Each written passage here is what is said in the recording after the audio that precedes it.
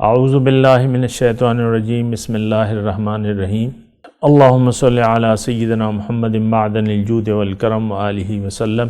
سامعین و ناظرین اکرام، السلام علیکم ورحمۃ اللہ وبرکاتہ۔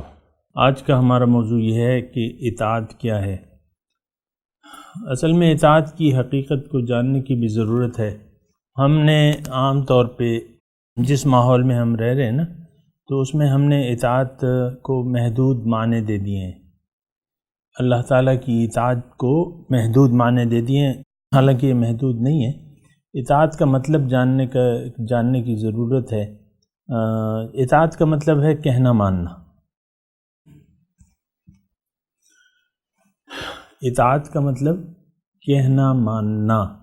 اب دیکھیں، یہ کہنا ماننا جو ہے یہ زندگی میں یعنی اس کی ہم ضرورت کیا ہے، اس کی اہمیت کیا ہے، یہ بات جو ہے یہ ہم نے دیکھنی ہے، سوچنی ہے کہ اس کی اہمیت کیا ہے، اور اس کی یعنی اگر ہم اطاعت نہ کریں، اللہ کی اطاعت اگر نہ کریں تو اس کا نتیجہ کیا ہے، اطاعت کرنے کی صورت میں نتیجہ کیا ہو سکتا ہے۔ یہ دونوں باتیں ہم عام طور پہ اس پہ غور نہیں کرتے، لیکن اس کو غور کرنے کی ضرورت ہے۔ دیکھیں، اطاعت جو ہے وہ یہ ہے کہ آپ اللہ تعالیٰ نے انسان کو جس مقصد کے لیے پیدا کیا ہے، تو اس کی کامیابی کا طریقہ اللہ تعالیٰ نے بہت آسان رکھ دیا ہے۔ دوبارہ میں یہ جملہ کہتا ہوں، اللہ تعالیٰ نے انسان کو جس مقصد کے لیے پیدا کیا ہے، اس مقصد کا حصول جو ہے اللہ تعالیٰ نے اس کا طریقہ جو ہے بہت آسان رکھ دیا ہے۔ آسان، اور وہ طریقہ کیا ہے کہ کہنا مانو، میرا کہنا مانو۔ اور اس میں انسان میں اللہ تعالیٰ نے ایک اور خاصیت بھی پیدا کر دی ہے کہ اس کو یعنی کہنا، اپنا کہنا نہ ماننے کا اختیار بھی دے دیا ہے۔ یعنی اللہ تعالیٰ نے انسان کو جب پیدا کیا ہے تو اس کو ایک اختیار دے کے پیدا کیا ہے کہ اگر یہ چاہے تو میرا کہنا نہ مانے۔ تو اب اس میں حکمت بھی میں آپ کو بتاؤں گا، لیکن آپ دیکھیں کسی اور مخلوق کو اللہ تعالیٰ نے یہ اختیار نہیں دیا۔ کوئی چھوٹی سے چھوٹی مچھر بھی ہے نا، تو وہ اللہ تعالیٰ کی اطاعت پہ مجبور ہے۔ مچھر ہے، مکھی ہے، چونٹی ہے، جو بھی ہے اللہ تعالیٰ کی، جتنا بڑا مخلوق، سورج ہے، سورج سے بڑے اور بھی سورج ہیں، یہ کائنات تمام، ایک چیز کا آپ نہیں کہہ سکتے کہ اللہ تعالیٰ کے سامنے اس کا سر جھکا ہوا نہیں ہے۔ تو یعنی وہ مجبور ہیں، اللہ تعالیٰ کی اطاعت پر مجبور ہے۔ اللہ تعالیٰ نے انسان کو جو پیدا کیا ہے، اس کا مقصد جو ہے تو وہ تو مٹیریل نہیں ہے۔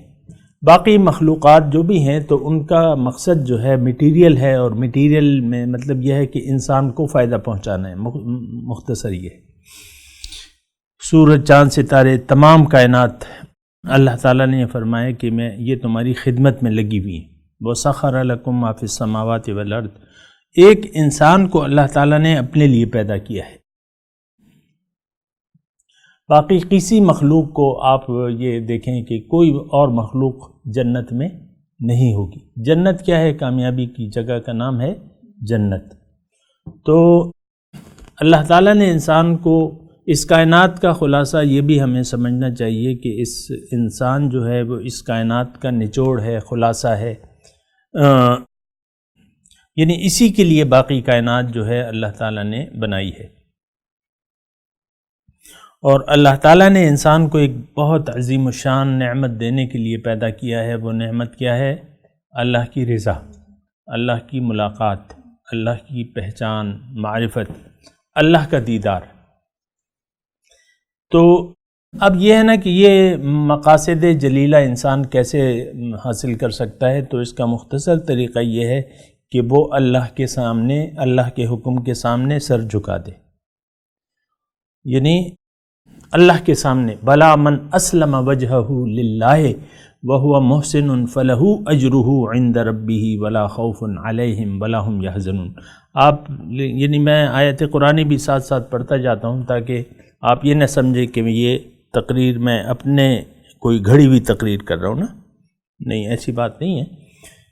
تو اللہ تعالیٰ فرماتا ہے کہ جس نے بھی اپنا سر جھکا دیا اللہ تعالیٰ کے سامنے اور اس میں وہ مخلص بھی ہو تو اس کے لیے اجر ہے. فَلَهُ أَجْرٌ، یعنی کسی اور کے لیے اجر نہیں ہے، بس اس شخص کے لیے اجر ہے جس نے اپنا سر جھکا دیا اللہ تعالیٰ کے ساتھ. وآخر دعوانا ان الحمد للہ رب العالمین.